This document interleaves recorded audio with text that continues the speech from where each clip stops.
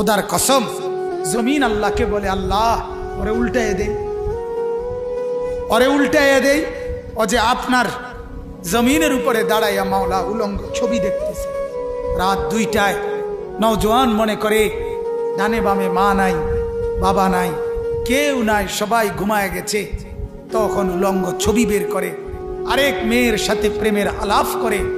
আর শাজিম থেকে আল্লাহ তাআলা তখন ডেকে বলে, আনিস আমি কিন্তু জেগে আছি, আমি ঘুমাই নাই। সব ঘুমিয়েছে, আমি ঘুমাই নাই, আমি ঘুমাই না। যদি বলো আল্লাহ আপনি ঘুমান, আল্লাহ বলবে রাতের 2টায় যদি তুমি পেশাব করতে হয় আর যদি উঠতে হয়, আমি যদি ঘুমাই, তুমি বান্দা তোমার চোখ মেলে দিবে কে? চোখ। আল্লাহ তাআলা বলে রাতের 3টা বাজে যদি কেউ ঘরে আসে, তো মাকে আল্লাহ তাআলা বলে আমি ঘুমাই না।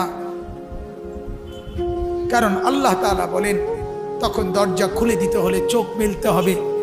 আমি যদি ঘুমিয়ে থাকি, চোখ মেলে দিবে কে? আরে বন্ধু, তোমরা তো সবাই জানো, ঘুমের সময় আমরা যখন ঘুমাইতে যাই তখন তো ঘুম আসতে দেরি হয়। কিছুক্ষণ বিছানায় এপাশ ওপাশ করার পর মনের অজান্তেই ঘুম আসে আল্লাহর কুদরতে।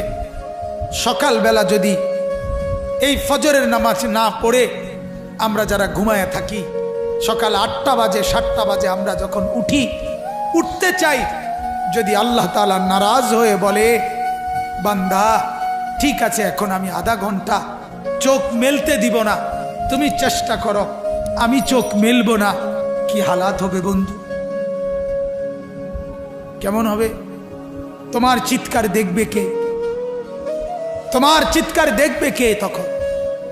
এজন্য আল্লাহ তাআলা বলেন আমি রব্বুল আলামিন, আমি আল্লাহ তাআলা অসংখ্য গুনাহ মাফ করে দেই। বলতেছিলাম জমিন বলে আল্লাহ ওরে উল্টাইয়ে দেই, ও ছবি দেখছে, ও নাচ দেখতেছে, উলঙ্গ দৃশ্য দেখতেছে, ও সুদ খাইতেছে, ও ঘুষ খাচ্ছে, ও অবৈধ ইনকাম করছে, ও জিনা করছে, ও ব্যভিচার করছে, এই মেয়েটা নর্তকীর মতো হাঁটছে, আল্লাহ ওরে উল্টাইয়ে দেই। আল্লাহ তাআলা ফেরেশতা বলে আল্লাহ ওরে মটকায়া দেই। তো আল্লাহ তাআলা বলে জমিন তুমি বানাইছো? জমিন বলে না আপনি বানাইছেন। আল্লাহ ফেরেশতাকে বলে ফেরেশতা তুমি বানাইছো? ফেরেশতা বলে না আপনি বানাইছেন। তো আরশ আজিম থেকে আল্লাহ তাআলা বলে শোনো, এক কুমার মাটির পাতিল যে বানায়, সেও তো মাটির পাতিল নিজের হাতে বানাইয়া ভাঙতে চায় না। 9 মাস আমি নিজের হাতে মায়ের পেটে রেখে আমি যারে বানাইছি, আমি নাক লাগাইছি, চোখ লাগাইছি, 1 দিন 2 দিন না, 9 মাস আমি যারে বানাইলাম, আমার হাতে গড়লাম, আমার হাতে সাজাইলাম, আজ তাকে আমি কেমনে ধ্বংস করে দেই? কেমনে ধ্বংস?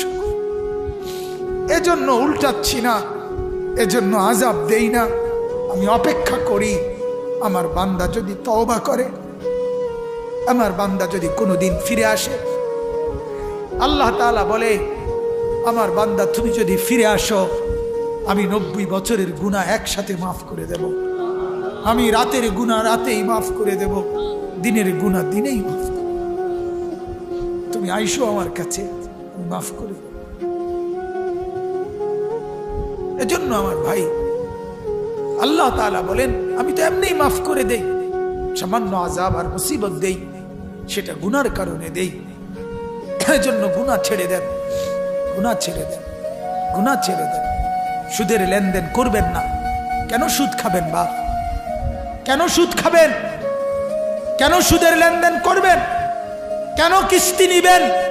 কিস্তি আর সুদ তো বরাবর, কিস্তিও হারাম, সুদও হারাম, স্পষ্ট হারাম। আপনি শুধু এটা আমাকে উত্তর দেন, কুকুরের গোশত হালাল না হারাম? বলেন, সবাই বলেন, কে হারাম করছে? আবার বলেন, আবার বলেন, আবার বলেন, কুকুরের গোশত কেউ খায় আপনারা? তাইলে আল্লাহ যদি হারাম করে কুকুরের গোশত খান না, তাহলে আল্লাহ হারাম করার পরেও সুদ খান কেন? আর সুদ খাইলে কুত্তার গোশত খান না কেন? কথা বলেন না কেন? যিনি সুদ খান তাইলে তিনি কুকুরের গোশত খান। তাইলে কারণ আপনি তো শুনেছেন আল্লাহ তাআলা হারাম করছে, তো আল্লাহই তো কুকুরের গোশত হারাম করছে। তাহলে আল্লাহর হারাম এটা মানলে আল্লাহর হারাম এটা মানবেন না কেন? কথা বলেন না কেন? যদি বলেন সম্ভব না চলা, আল্লাহর কসম সম্ভব।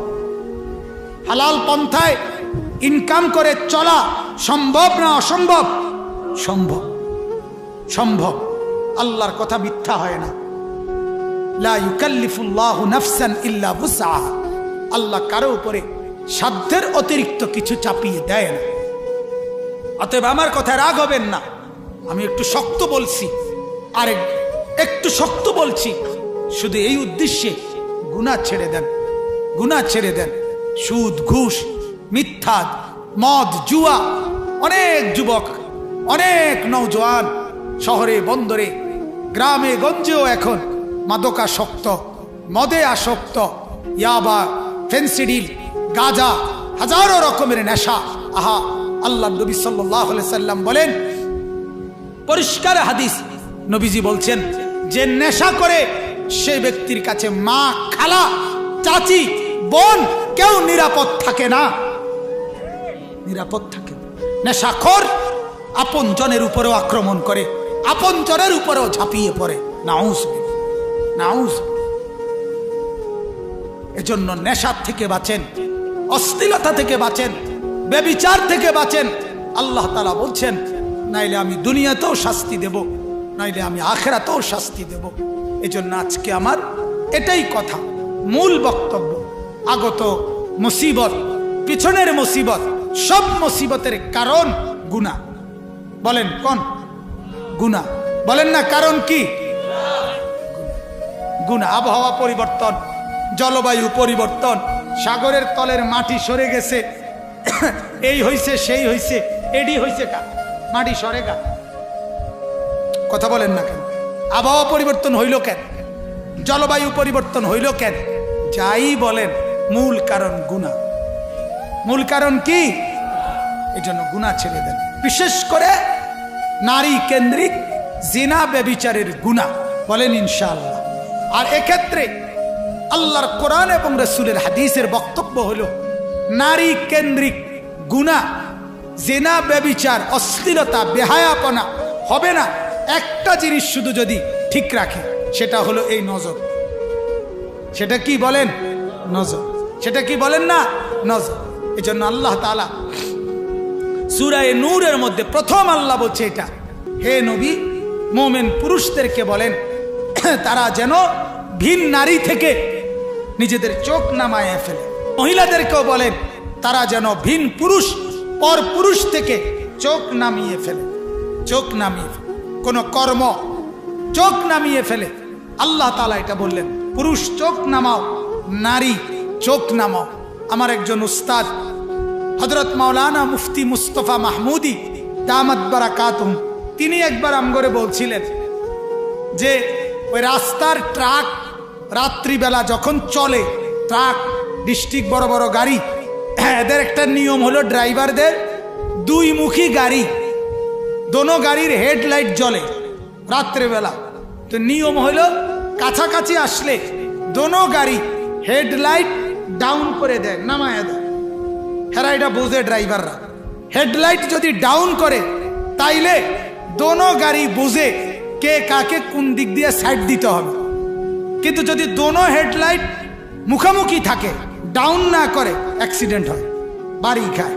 তো হুজুর বলে, পুরুষ তুমি তোমার হেডলাইট নামাও, নারী তুমিও হেডলাইট নামাও। দোনো হেডলাইট যদি নামায় দাও, অ্যাক্সিডেন্ট হবে না। আর যদি দোনো হেডলাইট চোখাচোখি হয়, তাইলে বাকিগুলোও হবে, ধীরে ধীরে বাকিগুলোও হবে। আল্লাহ তাআলা আমাদেরকে হেফাজত করেন। আল্লাহ নবী সাল্লাল্লাহু আলাইহি সাল্লাম বলেন, যে ব্যক্তি ভিন নারীর দিকে নজর দিল, কু নজর, তো তাকে কিয়ামতের দিন আল্লাহ তাআলা জ্বলন্ত সীসা তার চোখের মধ্যে ঢেলে দিবেন। নাউযুবিল্লাহ। আমাদের খতিবে আজম মুনাজিরে জামান আল্লামা নুরুল ইসলাম অলিপুরি দামাত বারাকাতুহুম বলছিলেন, ও আল্লাহর বান্দা, গুনার মজা হইতে পারে 1 মিনিট। রাস্তার নারী সুন্দরী আর রূপসীকে দেখেছ, 1 মিনিট মজা পাইলা, 1 মিনিট, কিন্তু চোখে একদিন 50,000 বছর।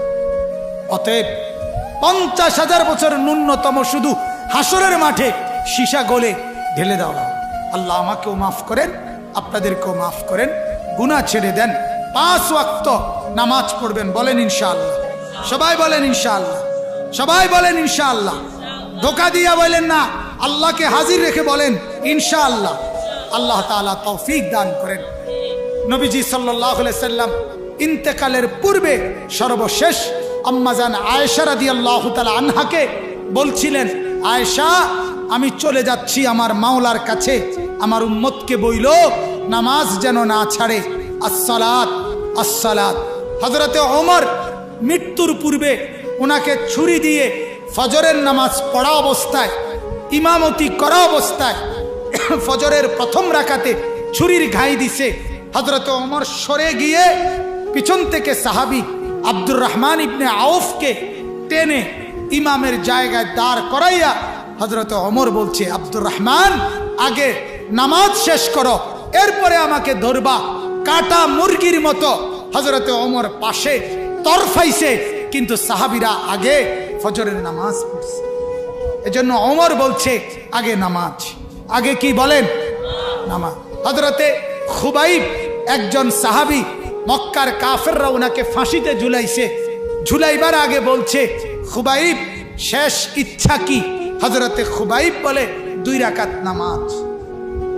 হযরতে ইমাম হুসাইন শাহাদাতের পূর্ব মুহূর্তে কারবালার প্রান্তরে 10ই মুহররম শহীদ হওয়ার পূর্ব মুহূর্তে শত্রুদেরকে বলছিলেন, আমাকে জোহরের নামাজ পড়তে দাও। সীমার ওই পাশ থেকে বলছিল, হুসাইন, জোহর পড়তে দেব না, তার আগেই তোমার গর্দান তোমার দেহ থেকে আলাদা করে ফেলবো।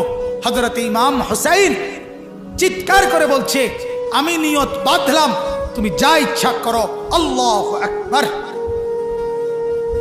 আমার বাপ। অতএব সমস্ত সাহাবীদের ফিকির ছিল নামাজ, আউলিয়াদের ফিকির নামাজ। হাসরের ময়দানে প্রথম হিসাব হবে নামাজ। দয়া করে মোবাইলে অ্যালার্ম দিয়া হলেও বারবার চেষ্টা করে একজন আরেকজনকে সহযোগিতা করে নামাজ পড়বেন, বলেন ইনশাআল্লাহ। ফজরের নামাজ, ফজরের নামাজ, ফজরের নামাজ, ফজরের নামাজ পড়বেন, আল্লাহ বরকত দিবে, রিজিকে বরকত হবে, কামাইতে বরকত হবে, দুনিয়াতে বরকত হবে, আখিরাতে বরকত হবে। আল্লাহ তাআলা আমাকেও তৌফিক দেন, আমাদের সবাইকে তৌফিক দেন। আজকের এই মজমা আল্লাহ তাআলা কবুল